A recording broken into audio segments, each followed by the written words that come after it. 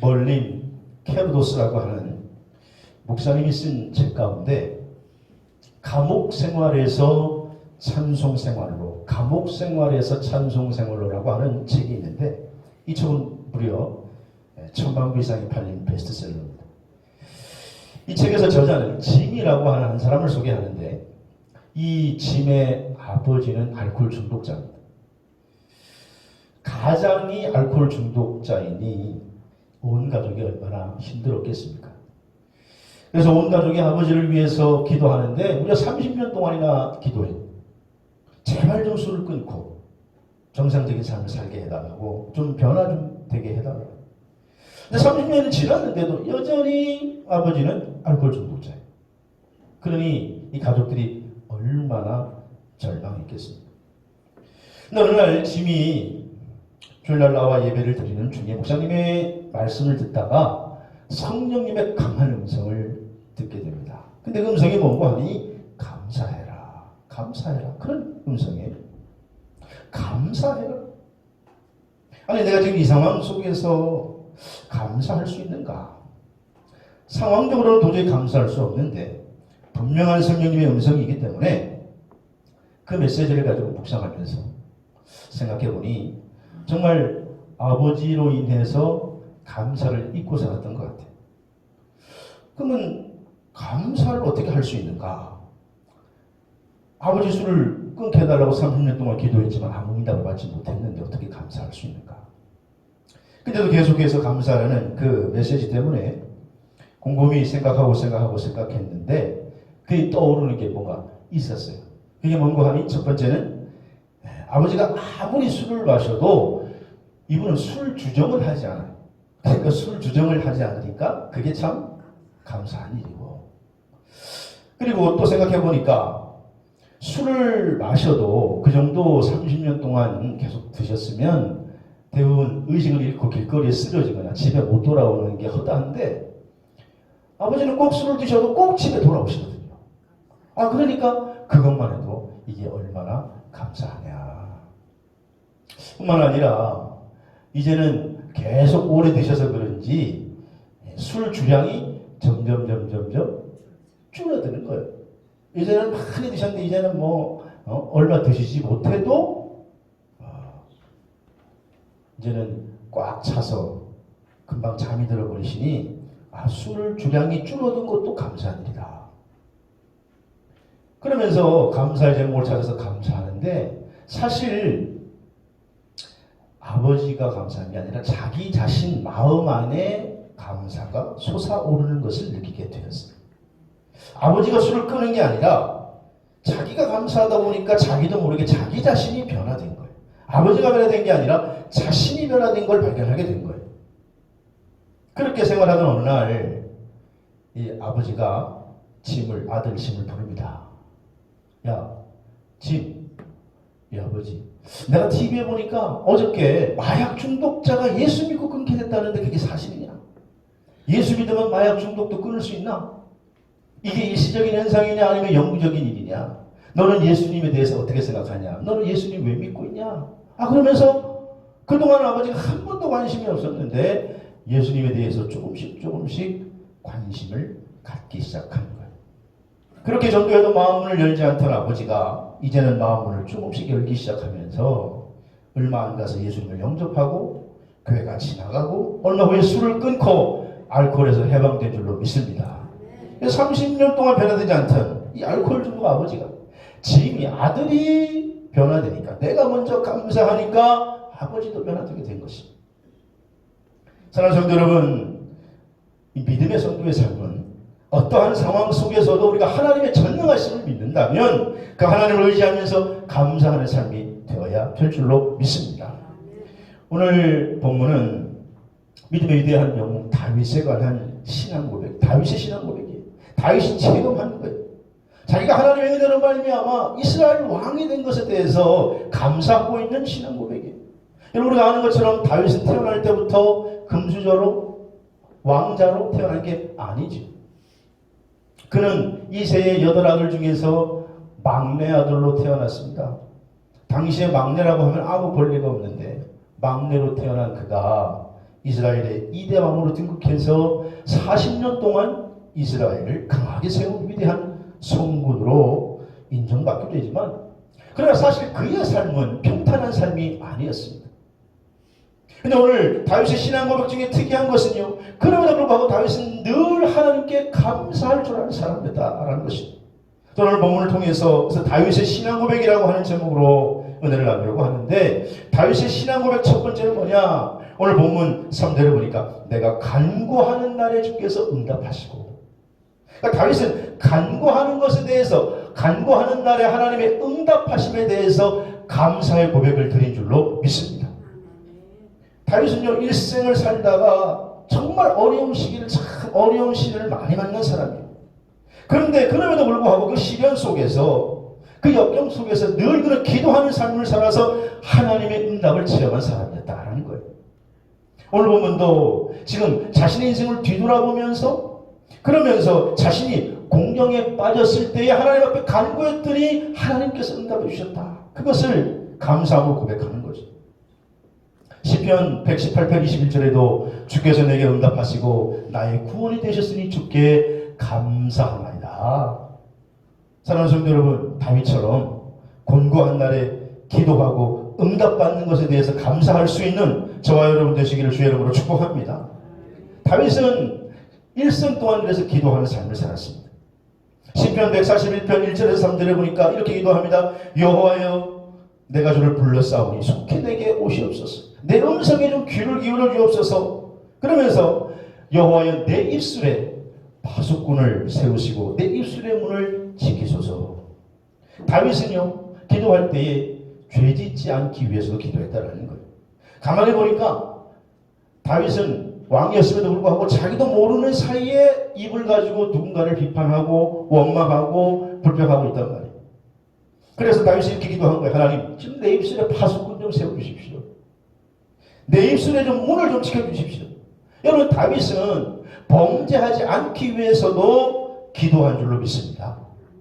시편 142편 1절에서 2절에 보니까 내가 소리내어 여호와께 부르시셨는데 내 원통함을 그의 앞에 토로하며, 2절에 그렇게 말하고 있죠. 그러니까 다윗은요, 일생 동안 원통한 일도 많이 당했는데 그 원통한 일을 당할 때마다 그가 사람에게 가서 하소연하고 사람에게 사정을 아뢰고 말한 게 아니라 그는 하나님께 그 원통함을 호소하고 기도했다는 거예요.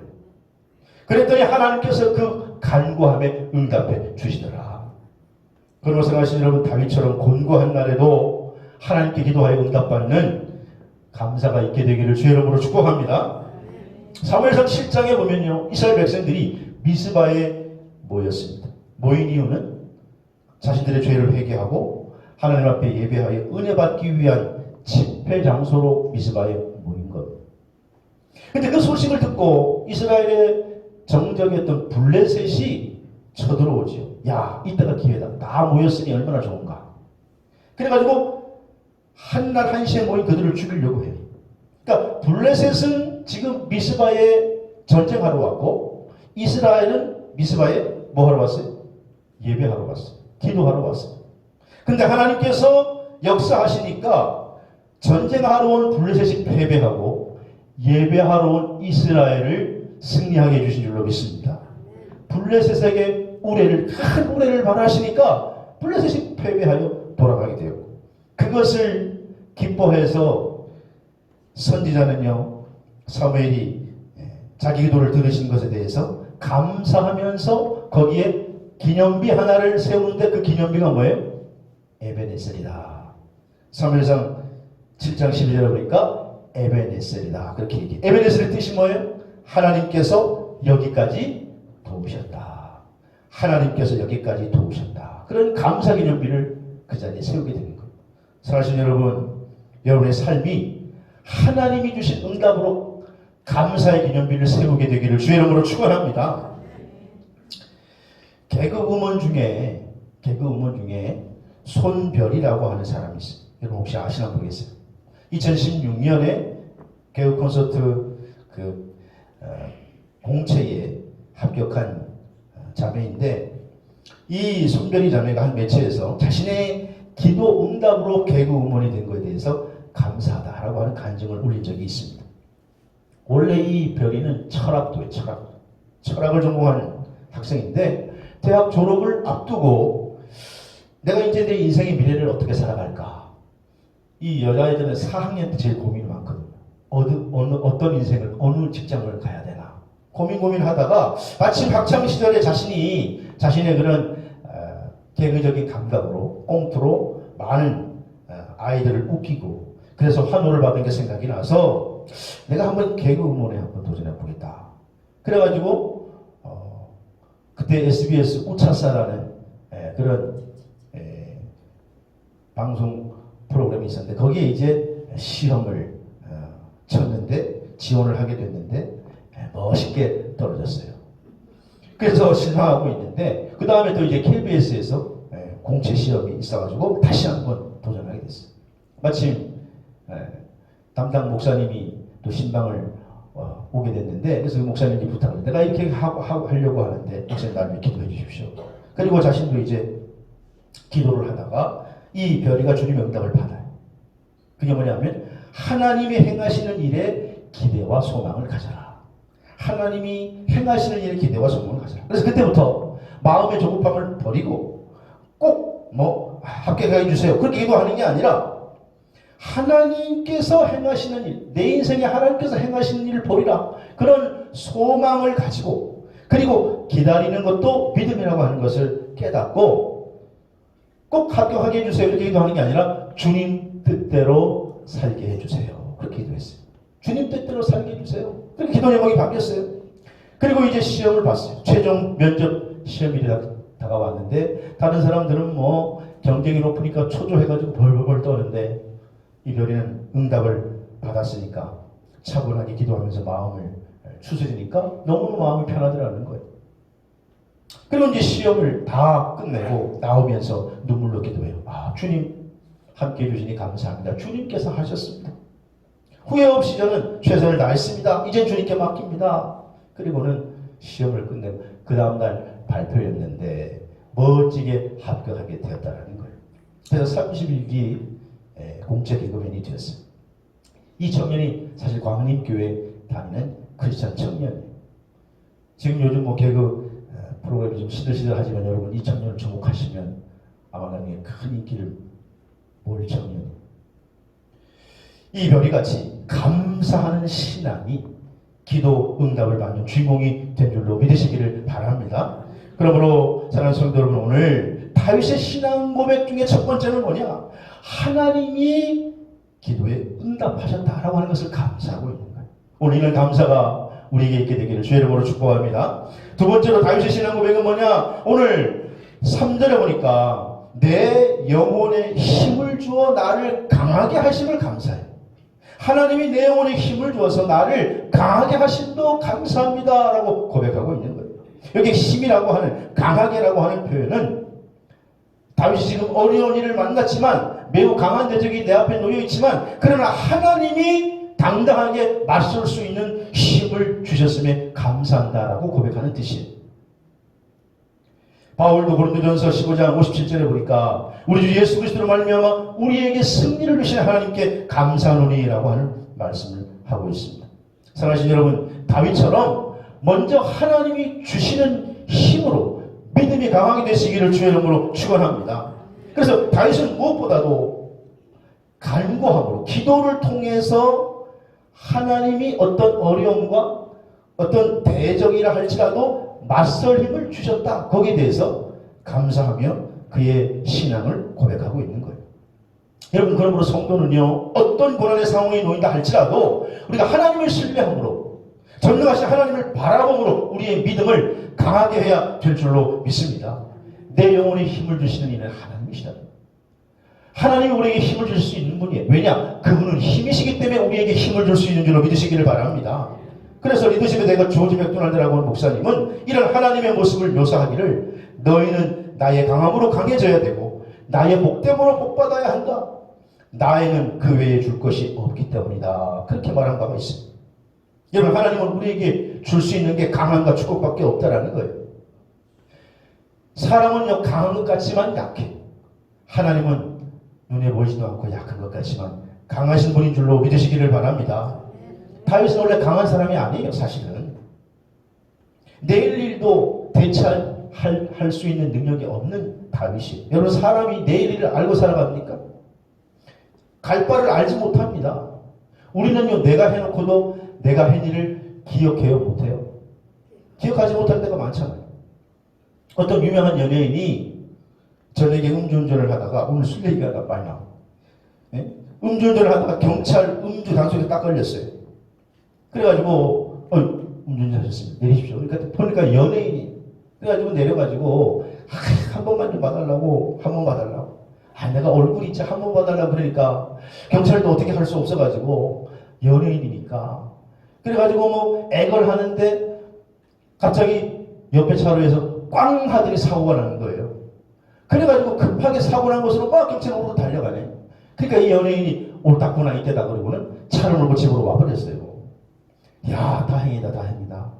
그래도 단속에 걸리지 않았다. 그리고는 집에 와서 편하게 잠을 잤는데 아침이 돼서 누군가가 왔어요.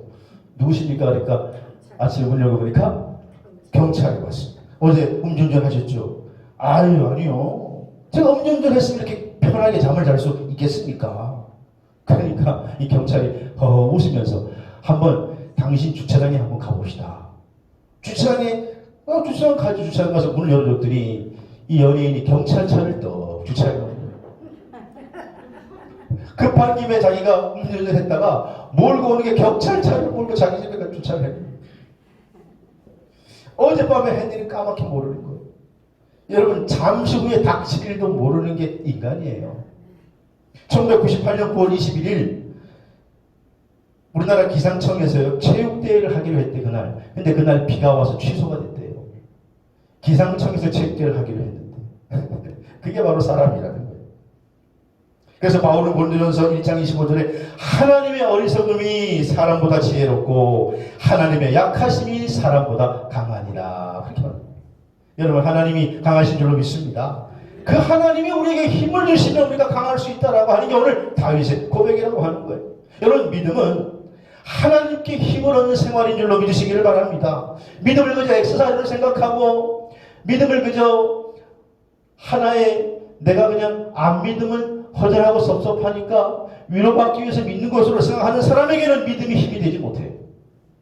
그러나 믿음의 사람들에게 하나님이 힘을 줄 수 있다라고 하는 것을 믿는 사람들에게는 하나님의 말씀이 힘이요 하나님이 능력이 되심을 믿으시기를 바랍니다.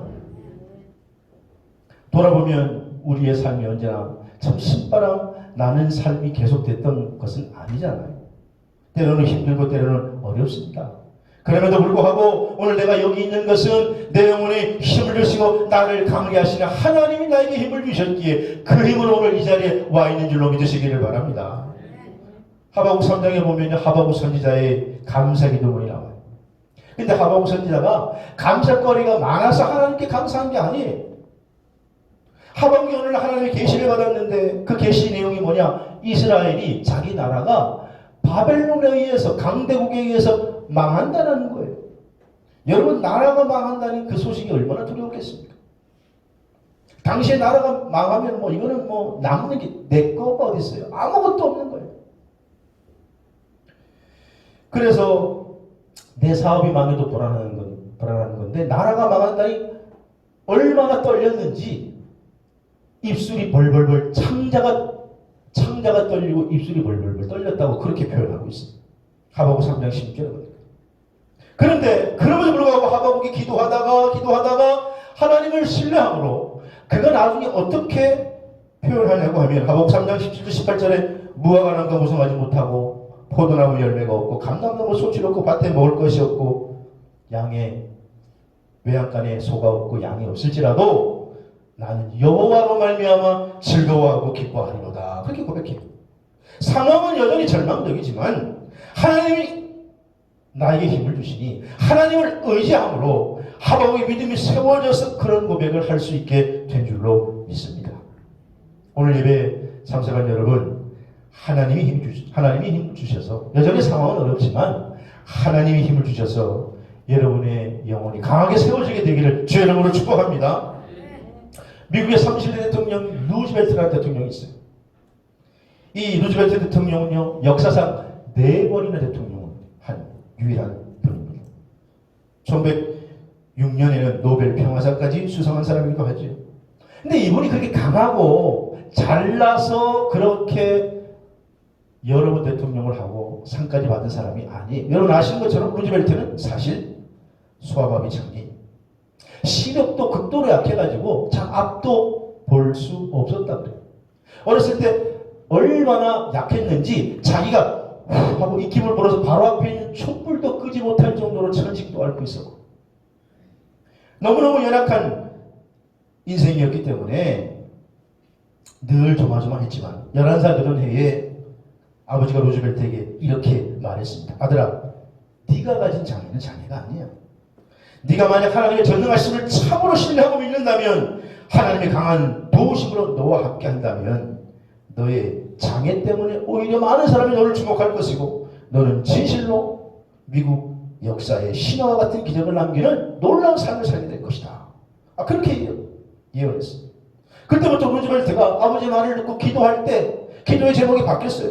하나님, 내가 장애 때문에 늘 불편했는데 이것 때문에 무너지는 인생이 아니라 오히려 이것 때문에 하나님 앞에 쓰임받는 인생이 되게 주시옵소서. 그리고 결국 23살에 뉴욕 주요원이 됐고 28살에 시장 선거에 나오고 2시자를 거쳐서 부통령을 거쳐서 미국의 32대 미합중국 대통령이 되게 될 것이죠. 4번이나 대통령을 하면서 미국의 암울한 시절에 미국을 가장 강하게 재건한 역사적 대통령이 되었다는 것입니다. 오늘 이 루즈벨트처럼 그를 강하게 했던 하나님께서, 아니 다윗을 강하게 했던 하나님께서 오늘 저와 여러분도 강하게 세워줄 줄로 믿으시기를 바랍니다.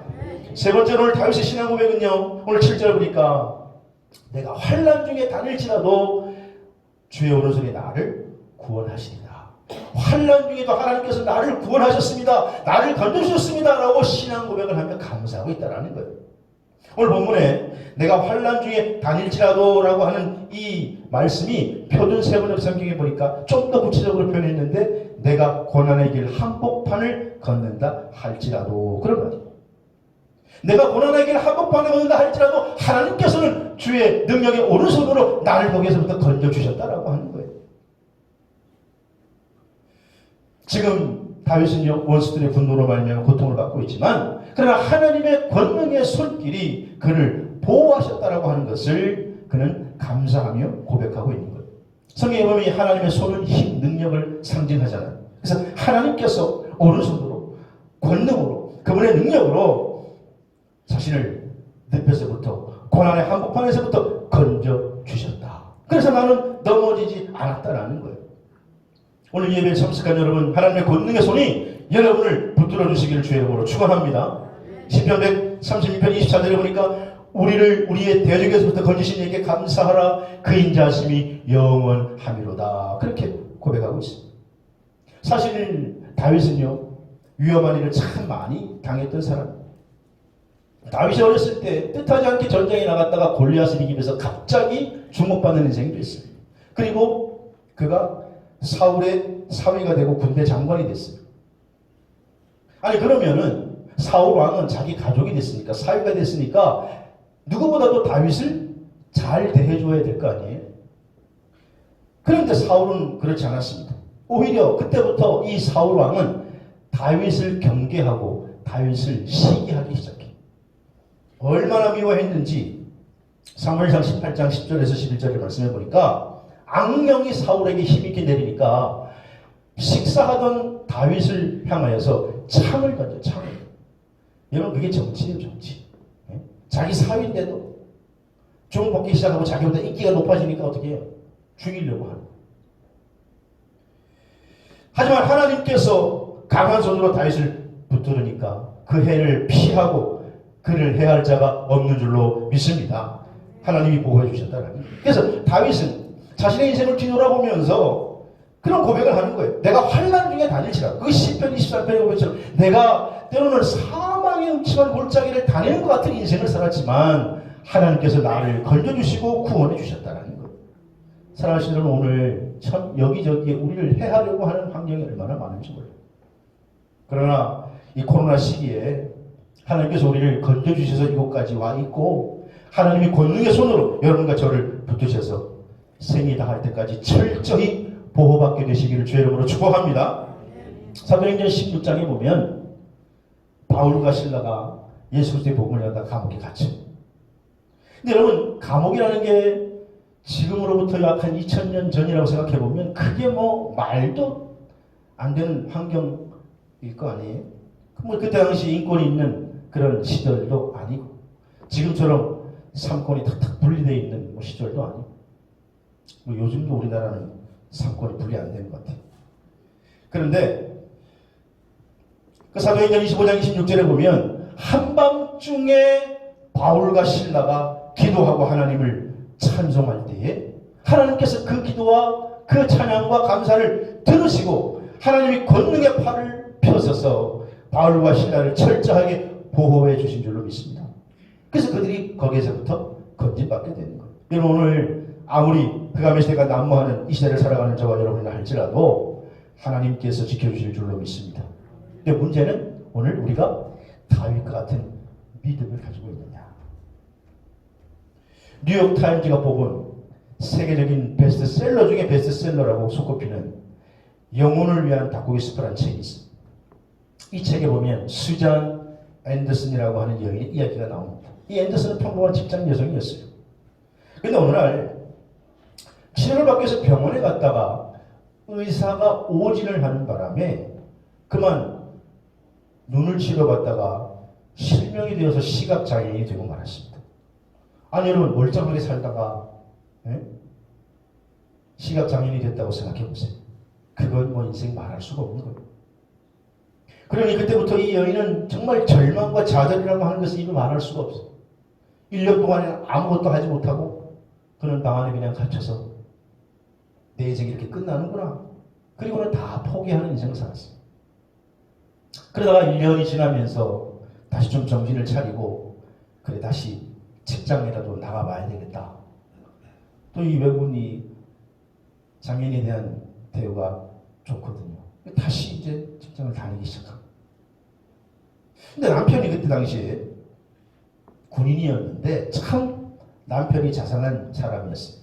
그래서 이 남편이 자기 아내가 그 직장이 자기와 정반대 방향이었는데도 날마다 아내의 직장에 출근을 같이 해서 데려다주고 자기는 자기 직장으로 가는 거예요. 너무나 고마운 일이죠. 그래서 이제 그렇게 생활을 잘 적응해 나가고 있었는데 어느 날 남편이 갑자기 아내에게 이렇게 말합니다. 여보, 내일부터는 당신 혼자 출근해. 아니 내가 지금 시각장애인이고 아무것도 지금 모르는데 내일부터 혼자 출근하는 거야.